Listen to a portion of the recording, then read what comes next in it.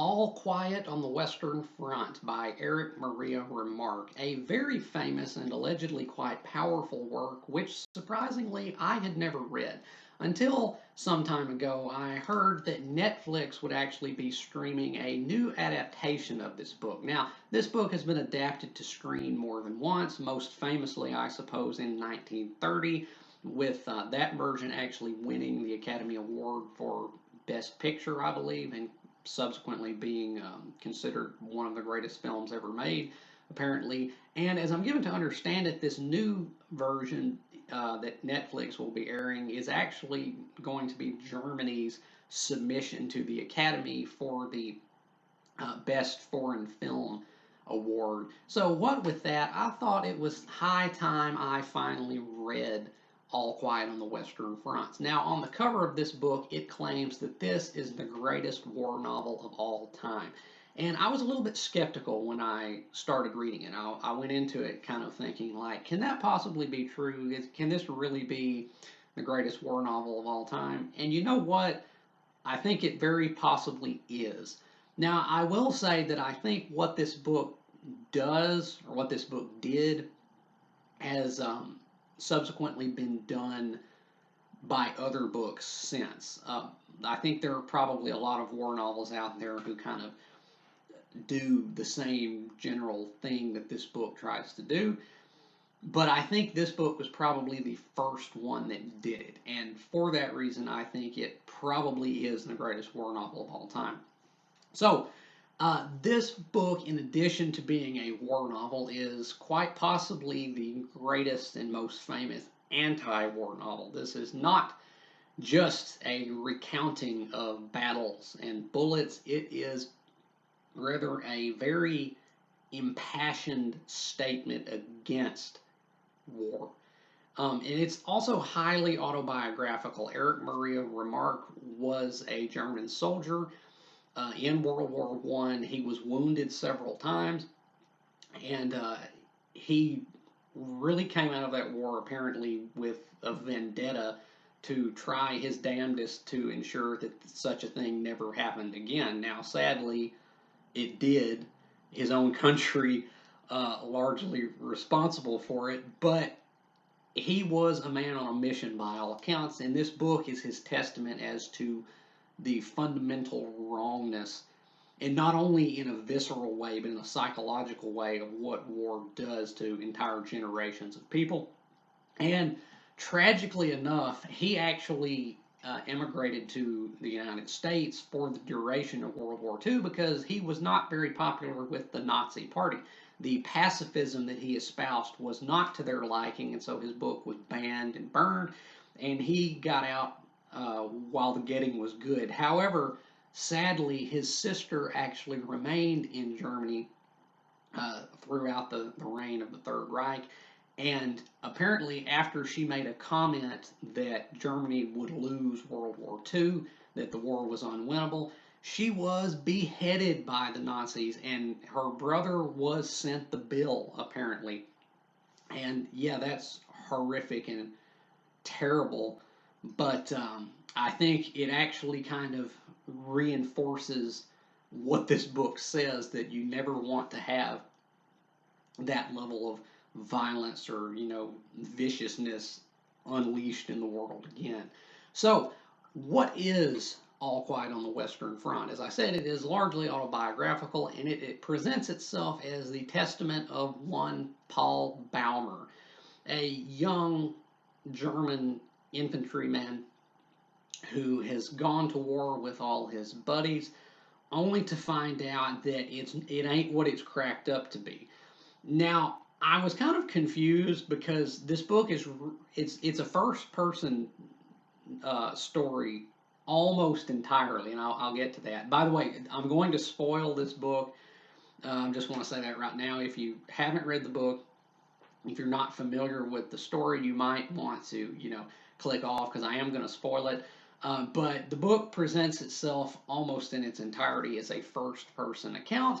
And I was kind of confused as to whether it was meant to be taken like his diary, because it has a very journalistic feel to it. it feels like someone just writing off the days and like writing what happens when. But it's written entirely in first person almost, and that kind of conflicted with that. But so I didn't know whether it was like him writing down his story or whether it was just like his internal his internal narration of things. But I think it's actually like his diary because he mentions at one point that something about writing something down, and so I was just kind of confused as to that. But that's really neither here nor there. But this book is the testament, as I said, of Paul Baumer, and he is when the book opens. By the way, this book really doesn't have a plot; it's just the war as seen through his eyes. But as the book opens, he is a fairly seasoned soldier. He has seen battles, he has been in danger, he has participated in combat, and we get a glimpse of him and his unit, such as they are, such as they remain at the time. And it's a very, very intimate book, as it should be, because I mean, it's his first person account of things.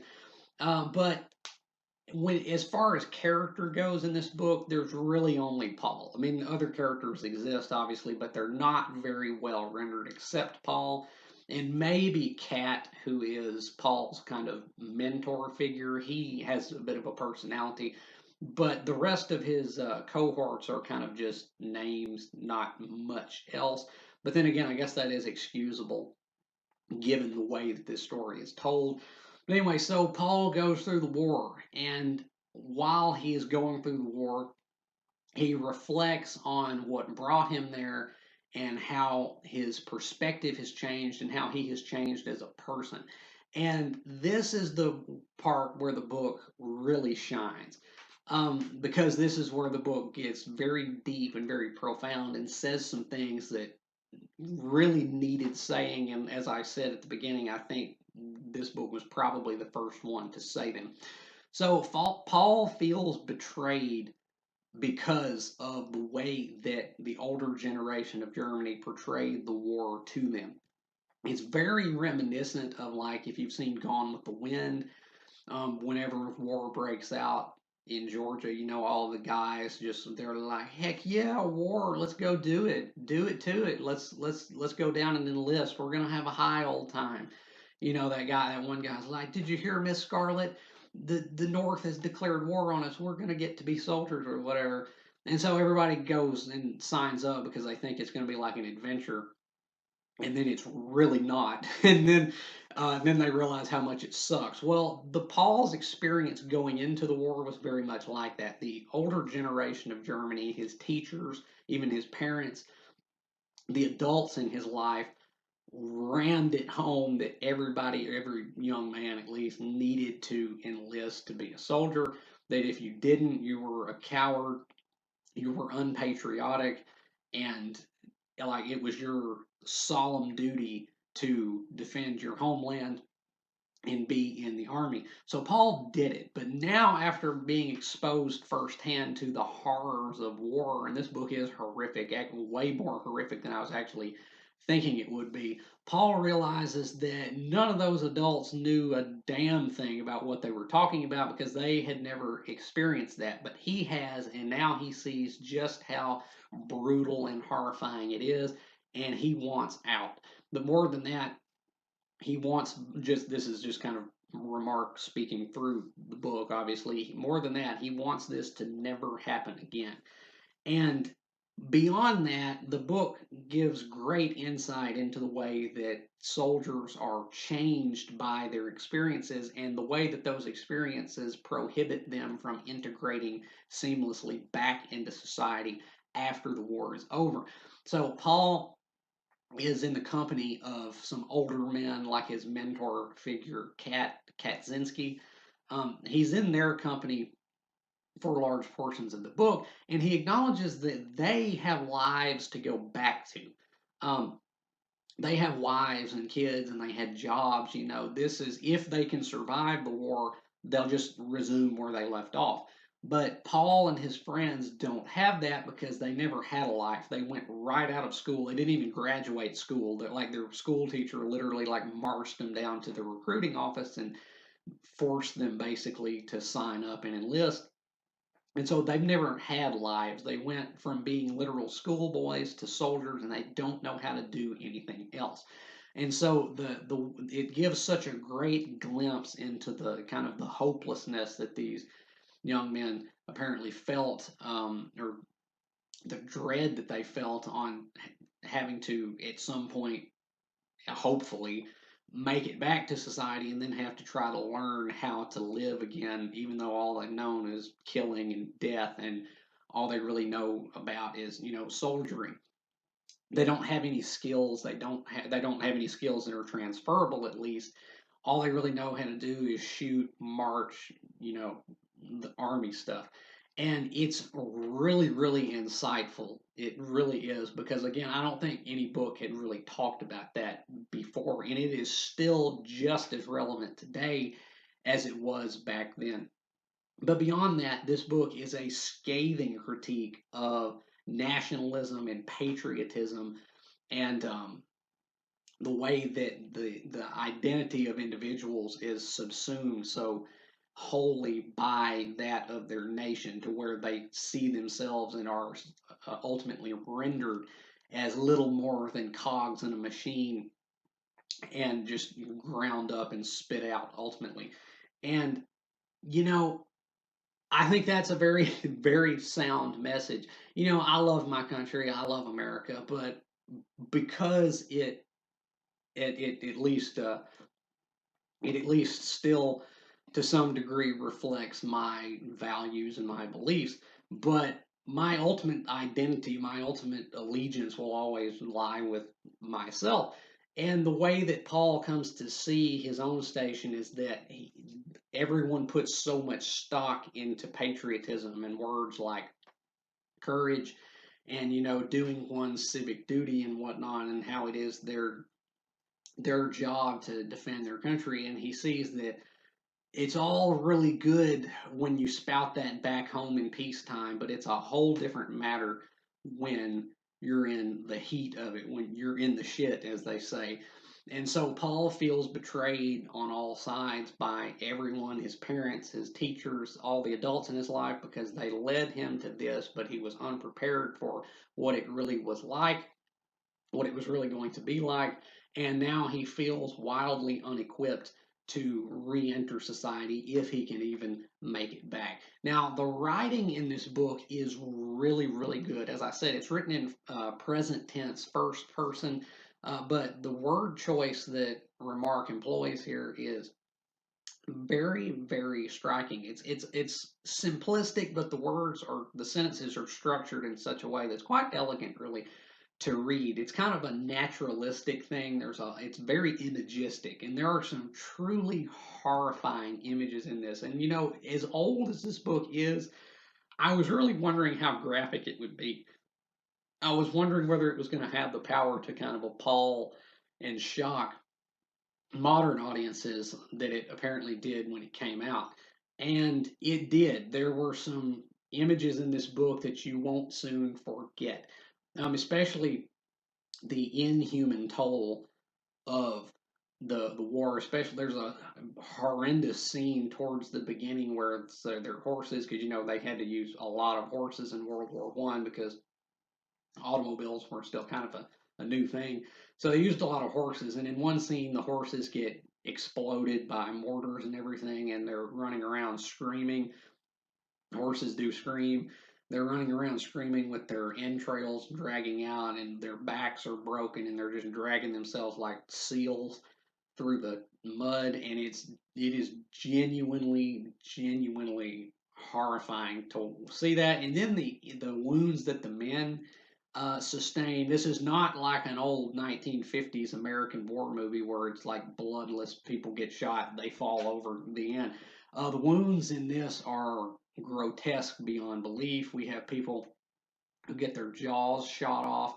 We have people who get shot in the head and are still going. We have people running through the barbed wire with their feet shot off, literally running on two bloody stumps. We have people getting entirely eviscerated by mortars and shells, and in the way that it's described, it is so passing. Like it's just like, oh, look over there. There's a dude with no jaw that's trying to find his severed arm or whatnot. It's the way it's just so kind of nonchalant. It really lets you know that Paul has seen this so many times before, and but the distance there really helps ram home just how horrifying it really is. And another great aspect of this book is how it shows the true dehumanization of war, and that is not just that people are slaughtered like animals, and that prisoners have to be kept in pens like animals, and prison camps like a great foul house or something like that. No, it also goes pretty in depth as to the mental effects of this kind of constant stress and trauma, and the way that the soldiers lose all their higher faculties in the moment when they're just trying to survive, and how they are literally rendered little more than unthinking animals who are just running on instinct at that point. And it's very, very astute in its observations. But then again, I guess it would be, considering that Remarque actually lived this. But this book was a knockout. This is I want to give this an A, not quite an A plus, because I think maybe there could have been just a teensy bit more um, depth given to some of the secondary characters, because they're not very memorable. But otherwise, this was an A level book. And as I said, the ending, again, spoilers, if you don't want it spoiled, leave now. The ending was such a sucker punch because you don't see it coming. You don't think it can happen. And that is the trick of this book, because it gives you a first person account. Then you automatically assume that Paul is going to survive, right? I mean, he is the narrator. How can we have the story if he's not alive to tell it? But at the end, it switches in the last half page length of text of the book. It switches to third person, and Paul does not make it. He makes it through so much, but at the end, Paul falls. And you don't see that coming, or at least I didn't see that coming. Because again, I was like, it's a first person book. Of course, Paul has to live. He's the one telling the story. But Remarque jerks the rug out from under you at the end, and you're like, wow, Paul didn't make it. But overall, this book was, again, it was just a fantastic experience. It was highly impactful still today, even after all these years. And I think it's just as relevant now as when it was written back then. It it truly is a masterpiece. And again, whether you have read books already that have done similar things to this, I think you would still do well to read this one, because I do believe this one did it first. And Remarque's passion that shows through in this for how much he wanted to impress upon people that this should never be allowed to happen again, because of the way it just destroys entire generations and makes society just kind of not function that well, because so many of these people just can't go back. Again, it's direly important, and I guess it always will be. So long as there is war, this book will always be relevant, and sadly, that means this book will probably forever be relevant. But what a masterpiece it is. So, All Quiet on the Western Front by Erich Maria Remarque. Have you read All Quiet on the Western Front? If you have, let me know down in the comments what you thought about it, whether you have agreed or disagreed with anything I have said about it here today. And if you haven't read All Quiet on the Western Front, I could definitely recommend it. It's a pretty short book. My copy, which is the mass market paperback edition, was only 295 pages. I read it in, just a day or so, couple days, maybe a few days. It's not a time sink, but it leaves a mark, and you're probably always going to remember it. And yeah, it is a good book. So, and as always, if you have enjoyed anything you've seen or heard here today, remember to like, subscribe, help the channel out a little bit. I would greatly appreciate it. And until next time, peace.